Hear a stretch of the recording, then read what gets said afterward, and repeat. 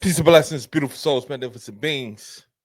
The founding fathers of this nation were indeed racist individuals who engaged in the evil of chattel slavery and codified it into law. But two things can be true. They were also great individuals who produced a constitution that benefited white people at the time, but benefits all Americans, even the descendants of slaves at this time. So, again, two things can be true.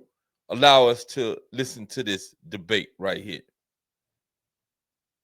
Governor McDonald's proclamation and his apology. MSNBC's analyst Karen Finney's a Democratic strategist and a great niece of General Robert E. Lee. And MSNBC political analyst Pat Buchanan is a member of the Sons of Confederate Veterans, and of course a very close Scotch-Irish fan of Stonewall Jackson. So here we have it. I don't think we need to give you your uniforms. I think you know what side you're on this one. I'm talking to you, Karen, although you are a proud heir to the Confederacy, one could say. Here's part of the governor's apology. Quote, the failure to include any reference to slavery in that proclamation declaring Confederate History Month.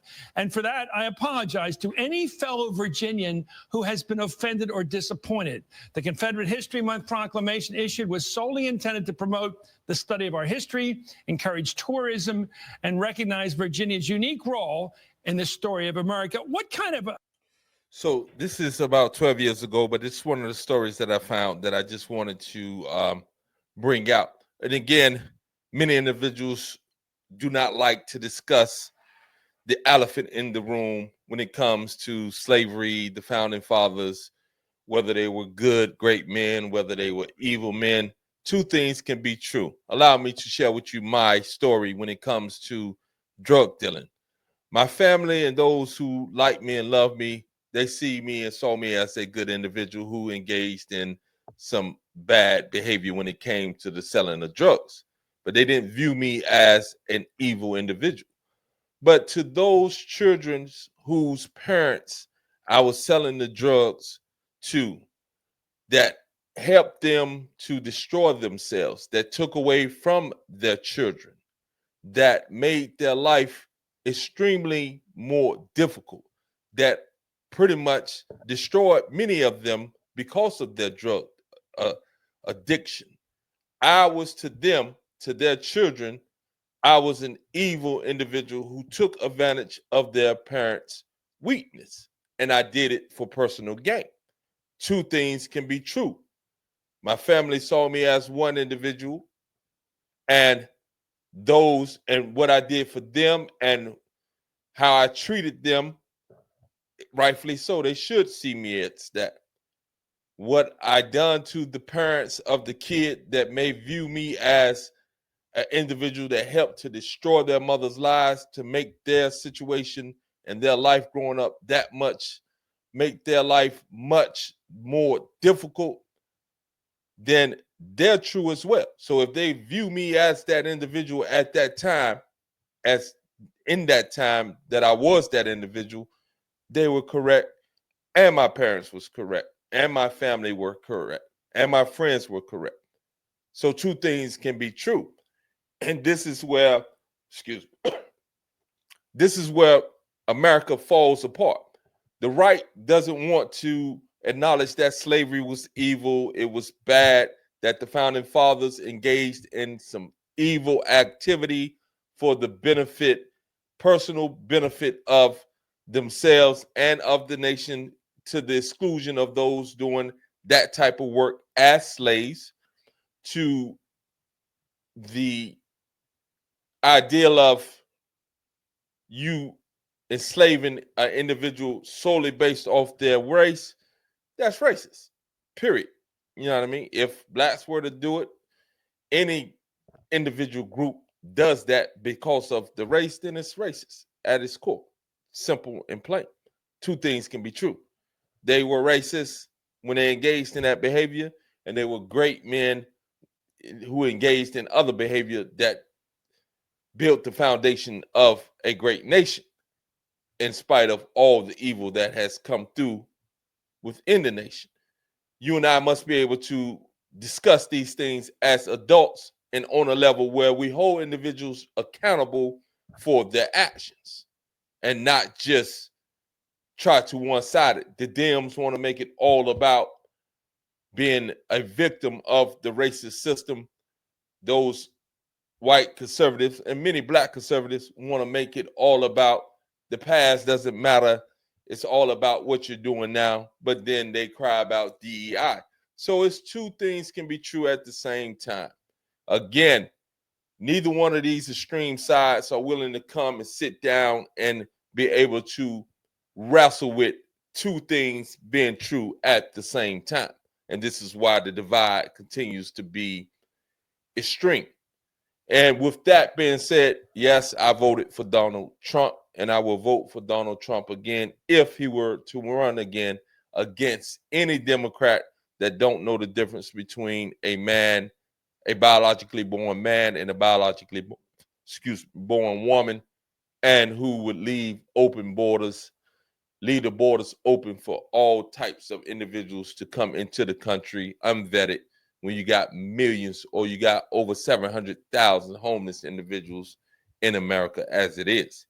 So I digress. Let's go back into this video. African-American tourists would want to celebrate Confederate History Month, Pat. Why would, or is this just for white tourists? I mean, it's push for tourism. It's 150th anniversary. Yeah, but why would it encourage white people to come in and celebrate the Confederacy or black people as well? Virginia was part of the Old South, the Confederacy, Chris, but there's a lot of misinformation on. Virginia did not secede over slavery. Virginia stayed in the Union when Lincoln was elected. Virginia stayed in the Union at the time of Fort Sumter. It was still in the Union. What took them out of the Union was when Abraham Lincoln said, we want 75,000 volunteers, your militia and your soldiers in Virginia to attack the Deep South and bring them back into the Union. They said, we're not going to kill our kinsmen. That's how Virginia left the Union. So they, in other words, they refused to take sides with the Union against the rebels. They refused to send their sons to kill their kinfolk. No, to bring back the Union. To kill their kinfolk and bring it back. Okay, I think that's a technical point because Virginia had slavery, believed in slavery, and would have kept it had there not been a Civil War. Chris, wait a minute. There were 8 slave states in the Union at the time of Fort Sumter and 7 in the Confederacy. Right. But, gentlemen, that's not the point, though. The point of the Civil War was slavery. Let's not get confused. No, but the point today is that Bob McDonnell missed an important opportunity. I mean, I'm also a proud great-great-granddaughter of slaves, and we were owned by the Finneys of Virginia, by the way. And the point is that is an American story. There is a broader American story. If we're going to celebrate our history, then let's tell the whole story. Let's tell the whole. That's the problem that I have with the right, with the conservative right. They want to shut down any discussion about the totality of history. They want us to celebrate the founding fathers, but they don't want us to acknowledge the evil of slavery. You can't have it both ways and talk about that you live in a society that you want to be equitable and that you want to run on truth and facts. You cannot be selective with your truth.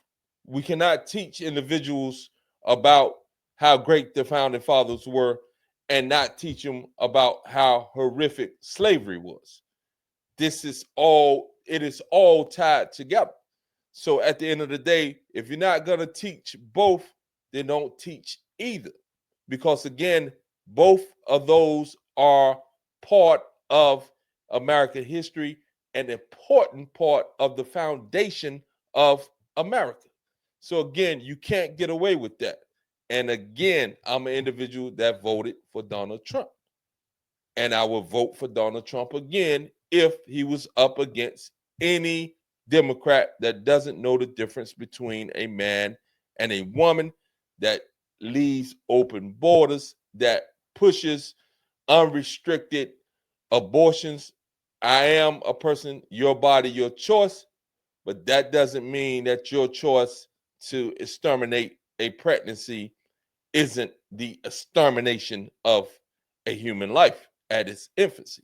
But it's your body, your choice. I remain firm on that, and I will continue to remain firm on that. But we must come to this understanding, the Charlie Kirks, the Matt Walsh's, all these individuals want to speak and condemn DEI. They want to condemn things of that nature, which I'm not a fan of DEI if it means that you're keeping individuals who are qualified from being able to get that job because of race, sex, etc. Of course, that is not correct. But at the end of the day, you condemn DEI when government is doing against white people, as they think many of these individuals who are against DEI says bashing white males, but you want or refuse to acknowledge the discrimination of slavery and Jim Crowism up until the 1960s and even into the 80s when it comes to the drug laws that were targeted to make the crime of selling drugs that was crack that most black people was involved in at that time 10 times more or 100 times more costly when it comes to prison terms as cocaine, which at that time was predominantly a white drug. White people involved in that drug, and the drug dealers were predominantly white. So again, discrimination exists. It has exists. To try to act like it doesn't exist and then to reverse it and complain about it when it comes against you and try to downplay it, diminish it, and never want to talk about it when it comes to the totality of American history, but you want to celebrate American history, then you're being hypocritical. Allow her to continue. History. Let's celebrate the whole history. Let's not pick and choose the facts that we like and that we don't like. Well, this is the facts that I think you like, Pat. This is from your battle flag organization, the Sons of Confederate Veterans. Sure. Quote, the citizen soldiers who fought for the Confederacy personified the best qualities of America. The preservation of liberty and freedom was the motivating factor in the South's decision to fight the Second American Revolution. Mm-hmm. The preservation of liberty and freedom was the motivating factor in the South's decision to fight the Second American Revolution. What's that mean? Oh, I don't get that. I don't understand what it means. Slave. How can you say you're for liberty and freedom? To you. Look, I had a great grandfather that died at Vicksburg. I had another one that was killed in the battle, not killed, captured in the Battle of Atlanta by Sherman, who wanted to burn the city and committed atrocities all the way to the sea. They wanted to be as independent of the American Union as the founding fathers, Jefferson, Washington. They wanted to be free. Why did Jefferson? So they could keep slaves. But why did Jefferson wanted to keep slaves? Washington wanted to keep slaves.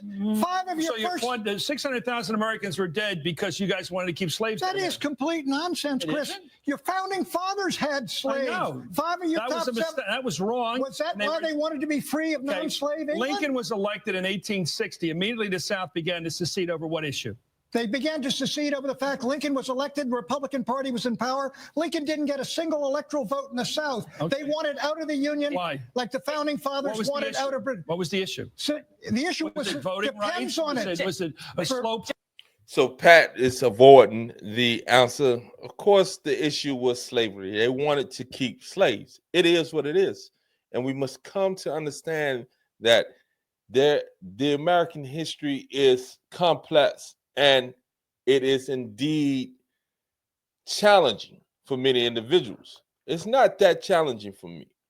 Again, I'm glad to be an American, to live in America, in spite of all the historical wrongdoings of this government towards specifically Black people, other individuals as well. But I'm Black, so I'm speaking from a Black person's perspective, a descendant of slaves.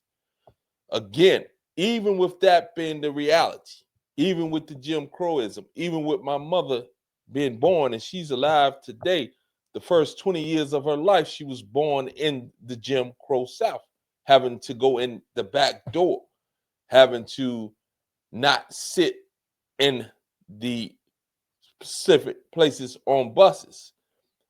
Very limited job opportunities, a host of discriminatory factors that my mother lived through based off systems created by governments, state, local, and the inability of the federal government to come in and do something about it.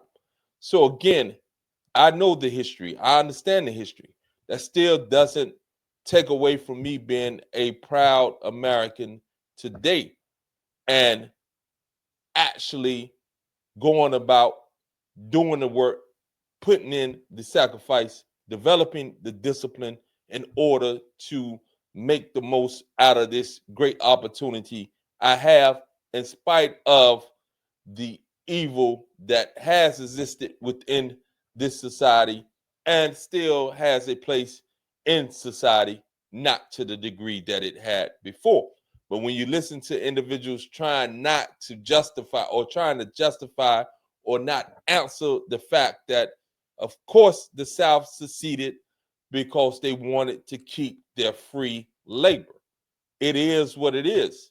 And the sooner that individuals can come to understand that two things can be true at the same, two opposing things can be true simultaneously, then you'll continue to have these individuals holler about reverse racism, etc., but refuse to even acknowledge the fact that racism was the foundation of the nation.